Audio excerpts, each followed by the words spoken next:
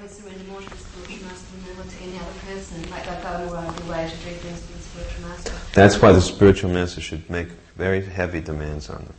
And I was wondering if they could also be seen... Not watered down the instruction, but should make very heavy demands. Since the disciple is more surrendered to the guru than anyone else, therefore it's better that the guru make the greatest demands more than anyone else would make. Because others are not getting the respect from that disciple, so they have to be a little careful in what they say. But the guru should demand the most from the disciple on behalf of Krishna. Yeah. And I was thinking, then I asked, like often it could be seen that the disciple's feeling that the spiritual master really is their well-wisher, that he's really concerned for them, and then often in relationships like with maybe the authorities, that same reciprocation isn't there. And like then asking, what if, and then how to overcome that. And often you hear... Are you coming to the question now? No, there's one other that I want to ask. But I want to make some points along the way. Okay. I want to make a comment on your verse. That this is a mistaken conception. This is a mistaken conception. That I am surrendered to my guru, but not to others. But I think that the spiritual master comes to us through the authority of the temple. And the proof is abundant in all of Srila Prabhupada's dealings. Practically very, very few devotees. You read the letters of Srila Prabhupada, you'll see that by and large almost all the letters are written to a few individuals. Now Prabhupada had 5,000 to 10,000 disciples, but there's no question there are not 5,000 to 10,000 people written to in letters. There's only a few. So what about all those other persons? Prabhupada taught those persons that they should accept his instructions coming through the temple president and authorities. And so you were supposed to surrender to the temple president's authority because he was representing the spiritual master. Not that you surrender to the guru, but not to the temple president or other authorities. Then you don't surrender to the guru, because the guru hardly ever comes around physically. You see? So it's actually just like now, Srila Prabhupada has disappeared physically. So how do we get his instruction?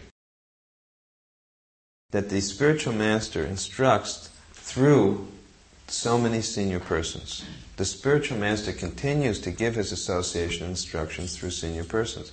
That doesn't mean that he doesn't give through his books. In Prabhupada's case, we have his books, etc.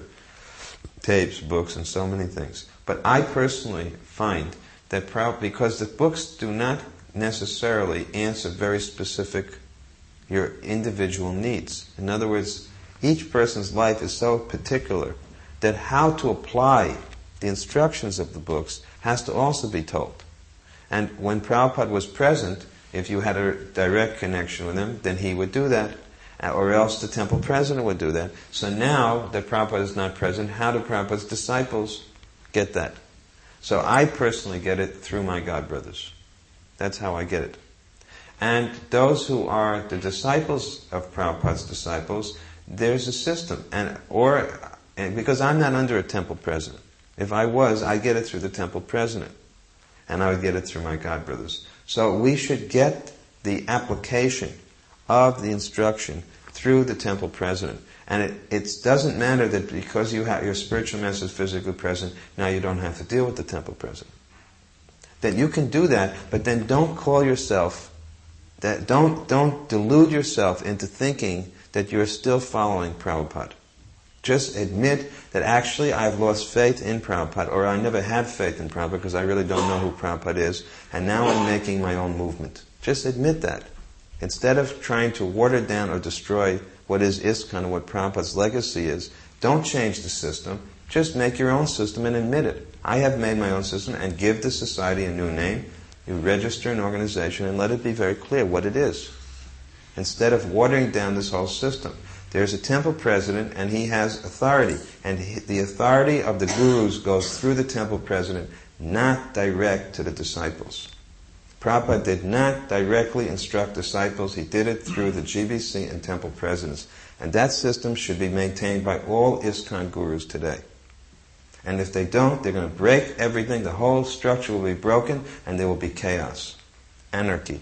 And everybody will then become independent, and they will all decide, now we're going to do this, we're going to do this, I want to do this, I want to do that. That's not the way Prabhupada set up this movement. So you just admit, I've left the movement. Now I'm a Varnashrami. Just say it. I'm a member of Varnashram. I follow Varnashram Dharma. Not ISKCON. And then you'll see how the movement will be checked in its progress. That's fine. ISKCON will preach to you, Varnashramis, because this movement it works on the principle of authority. It is set up that way by Srila Prabhupada. It's very clear from all the letters, and it has not changed. The reason it changed is because some leaders proved incapable. Gurus fell down, temple presidents, GBC fell down, so people say, I don't have any more faith, I'm going to be my own guru, my own temple president, my own leader. I don't listen to anyone. But actually, that's not the way it's supposed to be. So your point is not, I don't agree, you may not be making the point, but I'm commenting that when you say that we're more surrendered to our guru than we are to the temple authorities, I don't agree. I don't agree. At least I don't want my disciples to be in that mentality. Anybody else wants their disciples to be that way? That's their right. I don't want that. I want my disciples to see that when the temple president tells them something, the guru is speaking through the temple president. And they should see the guru in the words of the temple president. Unless this system is applied, our movement will lose its ability to function. And because it's not being applied, there's so much confusion now. And it was like that. Ask people that during Prabhupada's time whether it was like that. You can ask. And when it wasn't like that, Prabhupada would correct the temple president. It's not that sometimes the temple president may not deviate, but then Prabhupada would correct it. But he wouldn't violate the principle. I don't say that always the temple president may accurately repeat what the Guru said. Then it will be corrected. But he never changed the principle. Because then there's no authority. Then there's no authority. Then you say, I'm surrendered to my Guru more than anyone else. What is the proof of it? It's in my heart. Prove it by action. What's in your heart should come out in action, practical action. We should maintain the systems that Prabhupada set up. This movement, it's not just content, it's form also. Prabhupada spent so much time establishing the temples, the deities, the structure of the GBC, the structure of the temple management. So much time. He put aside his writing, which was the most important work, to spend more time on all these other things, because he knew if these other things are not there, then the people will not be able to get the full benefit of what he's written. This movement is meant to create a structure by which you can follow the teachings of the books. But if the structure of the movement changes, it will be very hard to fully surrender. And that's what's happening. People are not fully surrendered. People have far more scope now to do whatever they want than they did in the old days. And you can say that's progress. Well, let's judge it by the advancement. You're going to say it's progress. Let's see if the movement is progressing. Or let's see if the individual is actually becoming more detached from sense enjoyment. I don't see that when people have that freedom that they actually become better. At least I don't want that freedom personally. I don't find that it helps me. Now, I want to be tightly under the control of my godbrothers, because I have full faith that they represent Prabhupada. I have full faith in them. Not necessarily all of them, but some of them. Just like if someone said, I don't have faith in this temple president, what would Prabhupada say? Okay, where do you want to go? He said, I want to go there. So, very good. Go and work with that person. Then they'd write back, I don't have faith in this person either. Then Prabhupada would start to say, you have a problem. Now it's not the temple president, it's you who have the problem. Then he would say, do whatever you want, what can be done? Certainly at some point you can say, then do whatever you want, what can be done?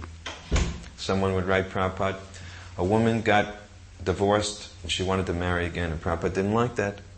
So we wrote Prabhupada, what should we do? He said, what can be done?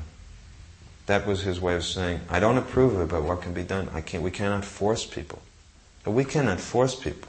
But we're not going to change the preaching and the philosophy to suit the desires of the material desires of individuals. We can't do that. Then everything will be lost. Prabhupada said, if I drop the 4 regular principles, we can really have a lot of people. So if we just let anything go on, whatever we want, then, maybe more people will come. But what will be accomplished? Will it be Krishna consciousness? What was the final point? I was just going to ask, often you hear devotees who might not be so active now, like I was saying, in the past, they might have given so much to the society, they might have, given so much assets, this, that and the other, and then when they've gone, there's been some reverse, their husband might have left them, left the young family, or sickness or something, that then... what should we do? Yeah, the society might not have, possibly seen them as a burden, might not have provided for them, and they might have had to turn to the government for some benefit. And therefore? Well, how do you see that? What should we... We should try to always respect and appreciate the service that anyone has done in the past. We don't ever disrespect someone, but we object to changing the philosophy to accommodate sense gratification. Well, I used to be fired up, but I just don't feel as fired up now. So now, the new philosophy should be that, therefore, our movement should be adjusted to accommodate me.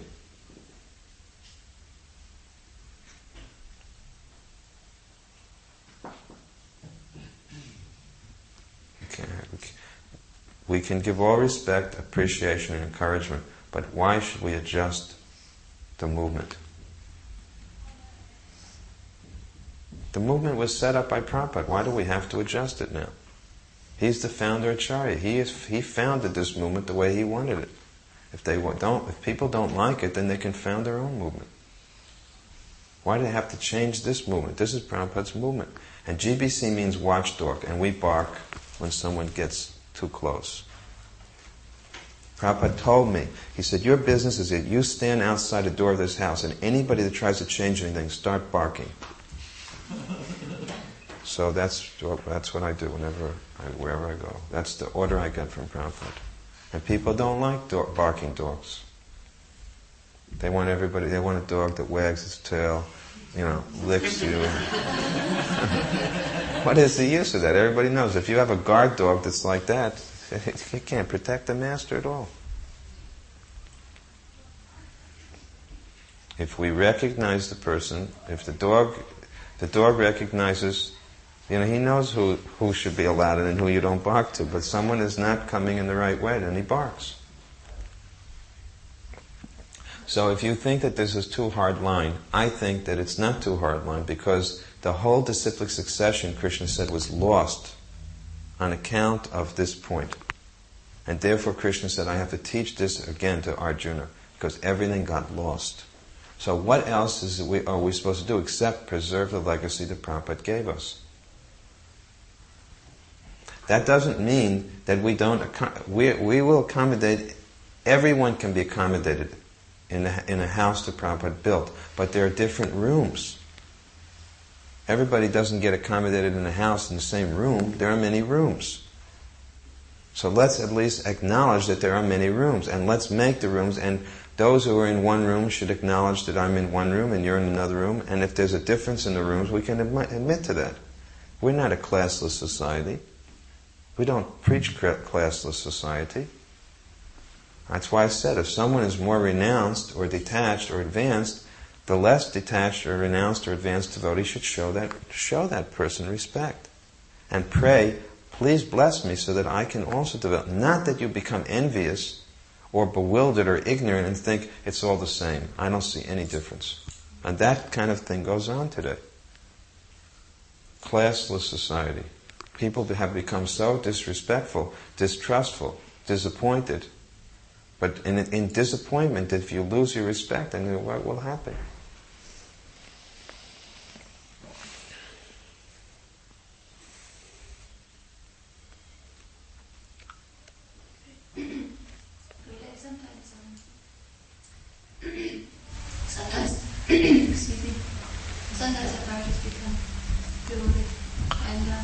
Sometimes authorities become bewildered. Okay. And they can sometimes give you wrong instruction. But generally they don't become bewildered. Generally the authorities are less likely to become bewildered generally than the followers of the authorities. So in terms of percentage, the authorities are less bewildered. So if we think that since the authorities may become bewildered, I have to be my own authority. But we have a bigger chance of becoming bewildered than the authority. Why is someone an authority? He's authorized. And if there's a check and balance system, if the authority becomes bewildered, the person over him will correct him. Anarchy means where you lose faith in authority and you take authority in your own hands. That's called anarchy. Now, I don't think that's the system that we recommend, anarchy. I think an anarchist thinks like this: I want to do the following thing. Well, who authorized you to do this thing? That's the next question. The law-abiding people should ask, well, who authorized this? Did the GBC authorize this? Well, no. Prabhupada's books authorize it. But the GBC didn't authorize it? No, Prabhupada's books authorize it. But did the GBC confirm that you're understanding correctly what Prabhupada's books say? And that it fits in with the plan right now that should be done? Well, I don't know about that. That means you don't accept the GBC. And what did Prabhupada say? He said in the direction of management that the GBC are my direct representatives, and in my absence they will be the executors of my will. And he taught us to work under a GBC, under a temple president structure. So now somehow people think, oh, we don't need that system. It doesn't work anyway. The GBCs are in Maya, temple presidents in Maya. We'll create our own system. And watch the fun. Watch the fun. That's all I can say. Watch the fun as it happens. And we'll see how much Krishna consciousness spreads also. Book distribution will stop. Prasadam distribution will stop. Harinam Sankirtan will stop. And then they'll all fight with each other anyway. But in the meantime, so many people will become confused, bewildered, and lost.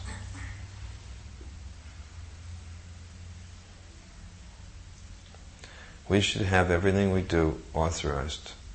It should be authorized by someone. Who's the authority? Everybody, just like in China. It's very interesting in China. When you meet someone, they don't ask you what your name is. They ask you, what unit do you work for? In China, everybody has a unit, an identity, through a working unit. It's the government company. They don't care who you are. They want to know who you work for. Who's your authority? That's all they ask first. Who's your authority? And when you're not under authority, there's big trouble. Anyone who's not got a unit is in big trouble. Very big trouble. So actually the system is, the first thing when you meet someone, you say, my name is so-and-so. It's supposed to be, my name is so-and-so, the son of such and such. You look in India on all identities, how did the person identify? In fact, the name was like that, isn't it? The name of the father, how does it work? You know that system? Usually the father's name is... It's not just a family name. No, father's name is his name and his first name. And then Say it again, please. Well, just like my name, Ashok. Okay. My father's name is Jaram. What was your father's name? Jaram. Okay, Jairam. And plus Ashok Jaram Patel. So Patel is a particular part of Gujarat where people Right.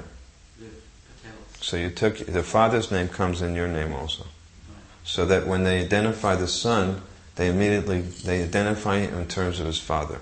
Similarly, when you identify the disciple, you should identify in terms of the guru. And then in ISKCON, also what temple do you come from? What's your unit? Because you're supposed to be authorized. That is the way Prabhupada created this movement. It's only because people fell away, gurus fell away, that people lost their faith, and now everybody is just going berserk.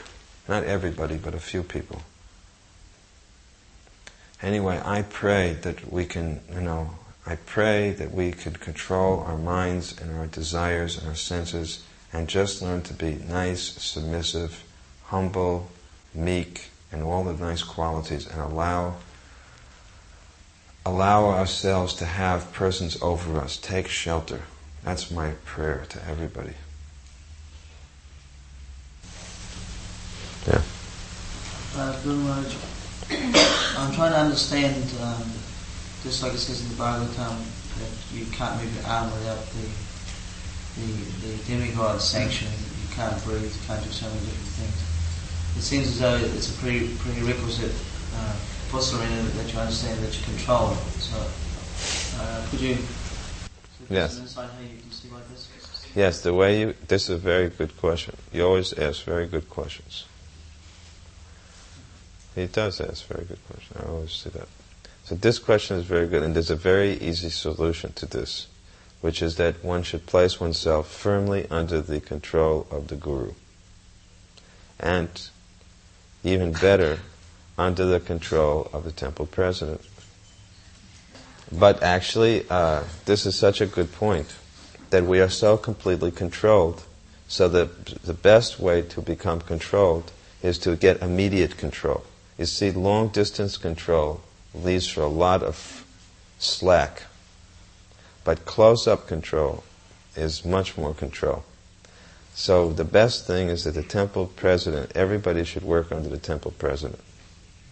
And that control will then be felt. And also under the Guru. One should feel oneself to be controlled by one's Guru and the temple president. So, that's really practical, I think.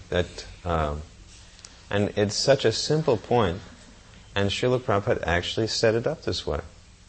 In other religions they have this also, the sanctity of, like in the Buddhists, they have, what is it called? Anybody know? I forget what they call their organization, but it's it's written right into their scripture that the organization itself is part of the spiritual process. Fealty, loyalty, and discipline within the organization is itself part of the actual process. The Catholic Church has the same thing. They wrote it right into the scripture, so to speak, themselves. And Prabhupada, being the founder Acharya of ISKCON and the writer of all of these literatures, he actually wrote it into the very process of Krishna consciousness. And that's why he'll see statements in Prabhupada's books like, you can't be Krishna conscious outside of ISKCON. I mean, it's a very heavy statement, and it really frustrates people a lot who don't want to work within the society. It's a very problematic statement for them. But there's a reason for it. Because the fact is that unless we do have some immediate authorities over us, the tendency is to think ourselves independent and for the mind to start speculating, for desires to come out and not be checked and to justify these desires as being spiritual. But as soon as you have to work with others and especially under others, then everything becomes scrutinized. And if we're actually wanting to please Krishna, why should we be afraid? But if the fear is that my independence will be taken away from me. Now, actually, Krishna is supremely independent, and we are all parts and parcels of Krishna, which means we all have a desire to be independent. But the solution is that when you become totally dependent on Krishna, then Krishna gives you full independence to do whatever you want, because you've proven your trustworthiness. But the problem is that we want that independence before becoming totally dependent. And therefore, what happens? We don't get it. Instead, we become dependent on our minds and intelligence, and which means the material energy. This is there is a problem with some jewelry fell off of Lord Chaitanya. Did you see? There's a problem with those who want to be independent. They have a problem with the philosophy, because the philosophy doesn't really facilitate that understanding. It doesn't facilitate their desire. So, since it just seems so much easier to just finally give in instead of having to wait for old age to make you bow. It seems so much easier to voluntarily accept these points. I was cheated once, and that's why I'm not going to surrender again. That's actually the basic fear. Otherwise, in the beginning, practically everybody surrenders in the beginning. But on account of so many problems happening in the society, people now feel, I just can't trust it. I can't fully surrender. But the problem is that the philosophy dictates that one has to surrender to make advancement. So the only solution is, that you don't throw the baby out with the bathwater. The principle of surrender remains. The need to find a proper authority remains. And that all you can say then is, I've got to search out such a person. But you can't change the philosophy or the system. Then you won't land up surrendering. You just have to keep looking until you can find someone that you trust. And if you don't find anyone, then you have to say, I'm very unfortunate. And then obviously the problem is oneself. Because if someone keeps saying there is no one worth trusting, I don't think people are so foolish to say that. They don't say that. There's no one worth trusting. They just say, I've just become so, it's very hard for me to put faith anymore. Full faith. And then what you do is you have to think, you have to find out what's the way to again, develop the ability to have faith. So some things are, and you actually, if a person has this problem, they should take it as the most serious problem, and they should work to rectify it. Some of the solutions are to increase the number of rounds one chants, to worship the deity, to increase the amount of reading one does, to spend more time in the Dham. In other words, one should not conduct one's business as usual, if that's the problem. One should take it that this is a very serious problem I've developed, and I have to immediately attend to it. And I should not put it off for doing business as usual. I should not think, well, it's okay, I'll take care of it gradually. Because actually the wrong mentality will affect all of one's thinking and all of one's plans and all that one does. And it will disturb one's, it will spoil one's chances for success in one's other activities. So the problem is that we're just, impatient, and we somehow think that we can skirt the issue, but it can't be skirted. It can't be skirted. Krishna is just so perceptive. Who are we trying to fool?